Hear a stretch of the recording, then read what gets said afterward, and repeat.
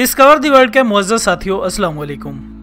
नाज़रीन इकराम, अल्लाह सुब्हानहू व तआला की तख्लीक करदा इस ज़मीन का सीना बेशुमार जानदारों से भरा पड़ा है, जिनमें से कई सांस लेने वाली मखलूक़ात ऐसी भी मौजूद हैं जिनकी तलाश में मुहक्किकीन लंबे अरसे से सरगर्दा नजर आते हैं, लेकिन इसके बावजूद आज तक इनके वजूद का कोई सुराग नहीं मिल पाया।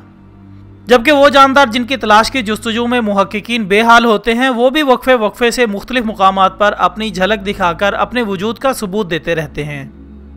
लिहाजा ऐसी ही एक मिसाल बोनो की भी है, जिनके वजूद ने कई जगहों पर अपने देखने वालों को उलझा कर रख दिया है। नाज़रीन इकराम, दुनिया के मुख्तलिफ ममालिक में इनके बारे में मुख्तलिफ तसव्वुरात मिलते हैं और इनकी ज़िंदगी पर कई फिल्में भी बन चुकी हैं। यहाँ तक कि अखबार में यह तसव्वुर भी पाया जाता है कि किसी बोने की टोपी अपने पास रखने से वो सारी उम्र आपकी गुलामी करेगा।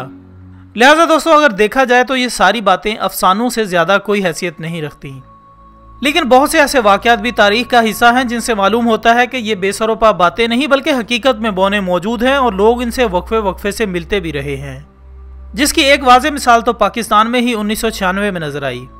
नाज़रीन इकराम, जब इस्लामाबाद और रावलपिंडी की सड़क के करीब बोनों के निकलने की खबरें सुनी गई तो हज़ारों की तादाद में लोग बोनों को देखने के शौक में सड़कों पर खड़े रहते।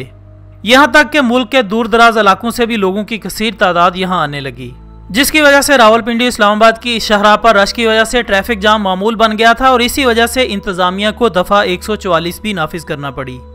ताहम अब इंडोनेशिया में भी एक ऐसा ही वाक़या पेश आया, जिसमें इंडोनेशिया के जंगलात में मोटरसाइकिल सवारों की एक टीम का सामना बोनों से हो गया। नाज़रीन इकराम, मोटरसाइकिल सवारों का कहना है कि अचानक एक नंग धड़ंग बोने ने नमूदार होकर इनके सामने दौड़ लगा दी, जिसका उन्होंने पीछा भी किया, मगर इसकी रफ्तार मोटरसाइकिल से कहीं तेज थी और पलक झपकने में वो गायब हो गया। दोस्तों, वाज़ेह रहे कि इससे कबल भी इंडोनेशिया के जंगलात में बोनों की मौजूदगी की रिपोर्ट्स शाया हो चुकी हैं, जिनमें यह इंकिशाफ किया गया था कि बोनों का एक कबीला 5000 साल से इन जंगलात में आबाद है।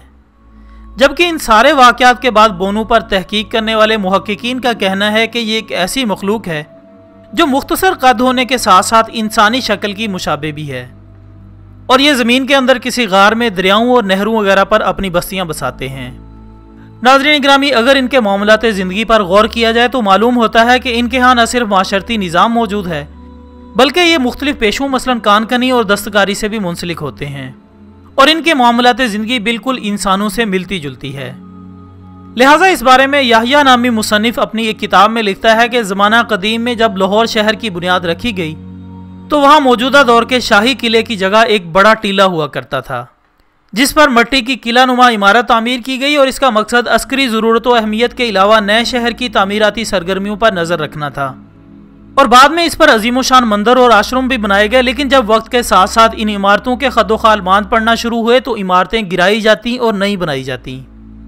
इसी तरह यह टीला ऊंचा होता गया, पुरानी इमारतों के कुछ हिस्से बचते गए, बुनियाद पर बुनियाद चढ़ा दी जाती और ढेर पर ढेर जमा दिया जाता।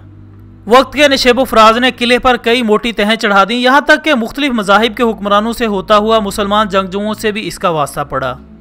सुल्तान महमूद गजनवी, शहाबुद्दीन गौरी, मंगोल और अमीर तैमूर ने इसके एक ख़ास हिस्से को तबाह कर दिया, जिसकी मुरम्मत मुबारक शाह ने करवाई।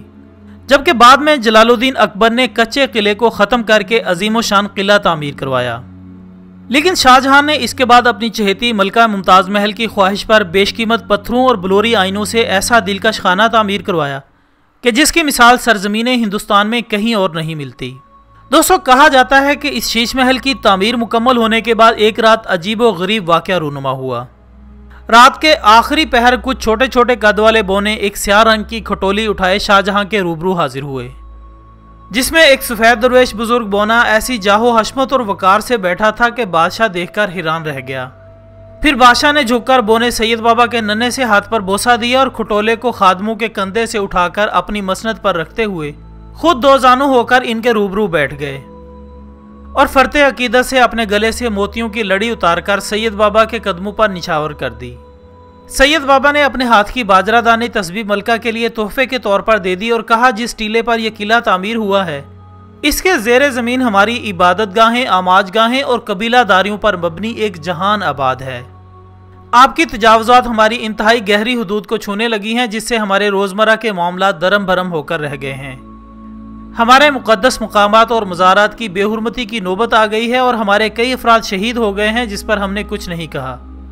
लेकिन पिछले दिनों हमारे जद्दे अमजद सैयद सुबहानी के मज़ार का एक हिस्सा मुनहदिम हो गया है और हमारी कदीमी गुजरगाह मुकम्मल तौर पर तबाह हो चुकी है। ये सुनकर बादशाह निदामत से गर्क हो गया, अनजाने में होने वाले नुकसान का अजाला करने का वादा किया और अपनी तकसीर की माफ़ी मांगी। जब दोनों के दरमियान मामला तय पाए तो बादशाह ने इन्हें खूब इनामो कराम से नवाजा और अपनी इस मुलाकात को राज रखने का वादा करके सैयद बाबा को इज्जत व एहतराम से रुखसत किया। दोस्तों, इस वाक़े में कितनी सच्चाई है ये तो अल्लाह ही बेहतर जानता है, लेकिन मुसन्निफ याहिया अपनी किताब में और भी बहुत से वाक़यात लिखते हैं जिनसे बोनों के वजूद पर यकीन हो जाता है, क्योंकि अल्लाह सुब्हानहू तआला के लिए इनकी तख्लीक कुछ मुश्किल नहीं। उसकी शान तो यह है कि जब वो किसी चीज़ का इरादा करता है तो उसे फरमा देता है कि हो जा तो वो हो जाती है।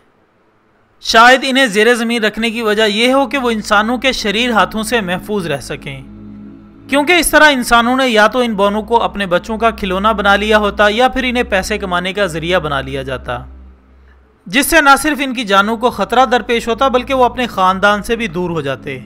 यही वजह हो सकती है कि बोनों को इंसानों से दूर ऐसी जगह बसाया गया जहां इन्हें कोई खतरा दरपेश ना हो, ताकि वो अपनी नस्लें बचा सकें और अपनी मर्जी से ज़िंदगी गुजार सके। इसके साथ ही हमारी आज की इस दिलचस्प वीडियो का इख्तिताम होता है। वीडियो पसंद आने की सूरत में इसे लाइक करें और इसे फेसबुक और व्हाट्सएप पर दूसरे दोस्तों के साथ भी ज़रूर शेयर कीजिएगा। हम कल इंशाल्लाह दोबारा हाजिर होंगे एक और अच्छी सी वीडियो के साथ। तब तक के लिए इजाज़त दीजिएगा। अपना दोस्तों, रिश्तेदारों और गिरदोनवाह के तमाम लोगों का बहुत ख्याल रखिएगा। अल्लाह हाफिज़।